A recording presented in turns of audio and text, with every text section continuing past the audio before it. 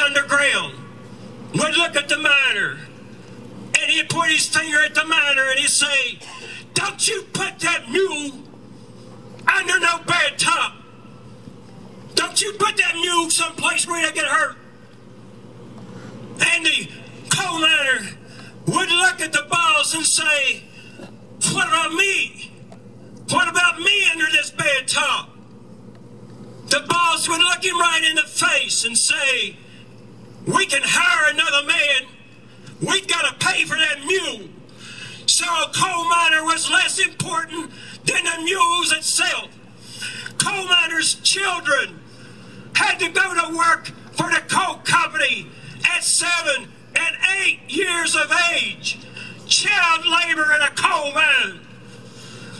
Male children of coal miners had no future, had no education, never was able to go to school because the coal miner lived in a company house, in a company town, had to go to the company store, and at the end of the pay period, that coal miner made nothing.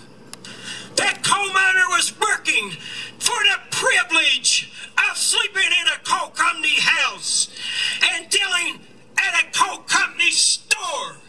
I submit to you, the Civil War was supposed to end slavery, but slavery never ended in these coal camps. Amen.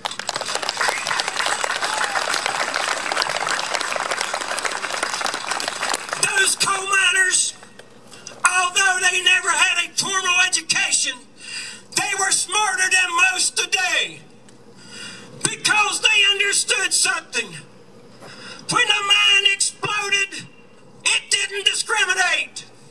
It killed everybody, whether you were Italian, Polish, black, whether you were Hispanic, whether you were white, everybody died. Coal miners were blowing up, burned up, covered up, and one day these coal miners said, "We can't take this anymore. We won't take it anymore." So they went to Columbus, Ohio. In 1890, they wrote a constitution that said, you cannot discriminate because of race, creed, nationality, religion, or language. Don't we wish this country was as smart today as those coal miners were in 1890?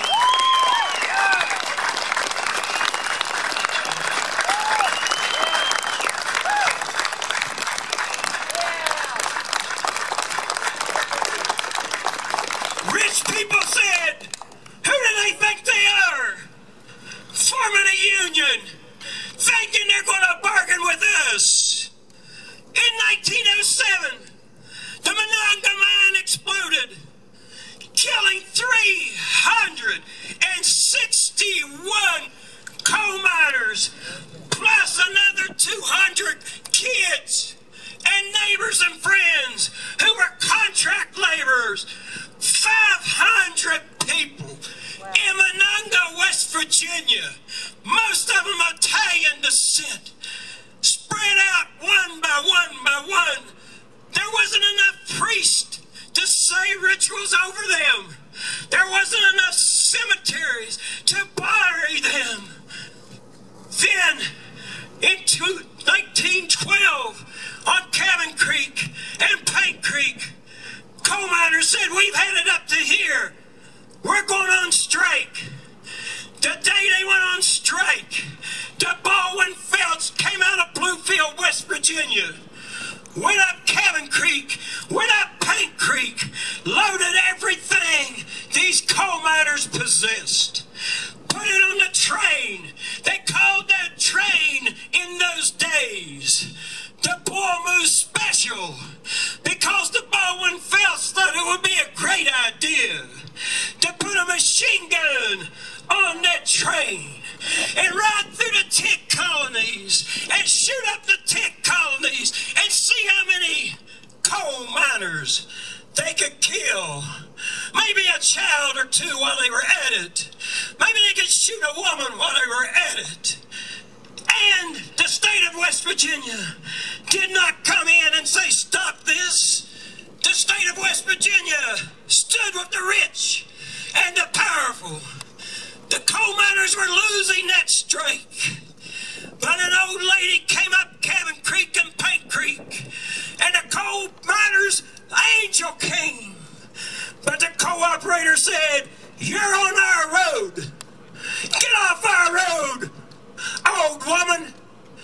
So she got in the creek.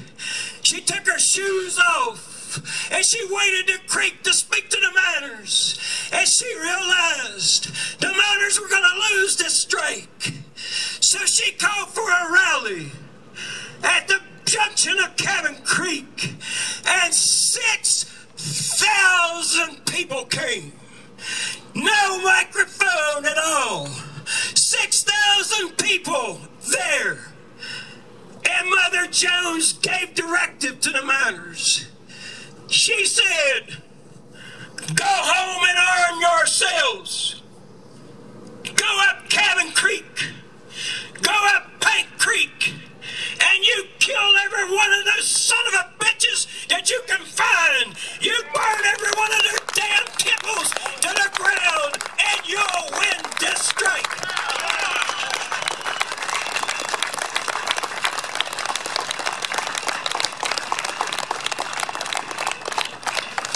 Mother Jones didn't practice nonviolent civil disobedience. That's good for her. Mother Jones was put in a house, locked up under martial law, Pratt, West Virginia. Contracted pneumonia, was ready to die. And Governor Hatfield was elected. Shows how important it is to elect the right people, right? He went up Cabin Creek, Paint Creek, ended the strike, made them release Mother Jones, made them take her to the hospital, saved her life. Had he not done that, you would have never met Mother Jones here. She comes to Colorado within the year of this strike beginning. In fact, she was here when the vote was taken about going on strike. I want you to think with me for a moment. Why would poor coal miners take a vote to strike here? They already knew about West Virginia.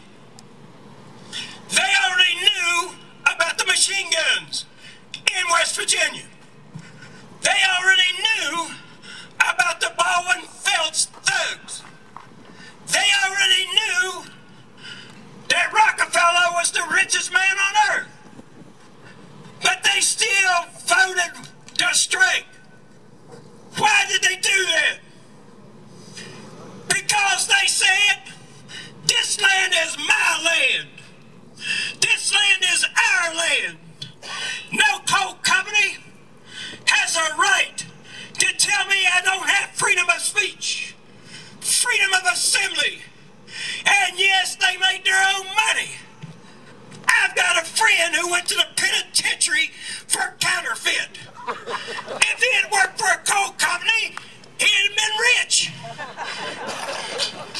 When they went on strike, here comes the Baldwin Felts thugs, right out of Bluefield, West Virginia. They brought their machine gun with them. They created a car they called the Death Special, just like they did on the railroad tracks in West Virginia. And they thought it was great fun shooting into these tents.